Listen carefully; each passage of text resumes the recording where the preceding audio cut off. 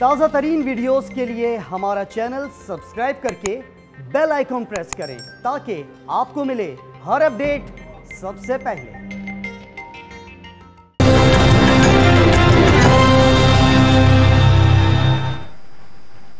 England cricket board ने पाकिस्तान का दौरा मंसूख करने पर माफी मांग ली है और chairman England and Wales cricket board and Woodford का कहना है कि पाकिस्तान का दौरा न करने का फैसला बोर्ड का था। फैसले के लिए खिलाड़ियों से मशवरा नहीं किया गया।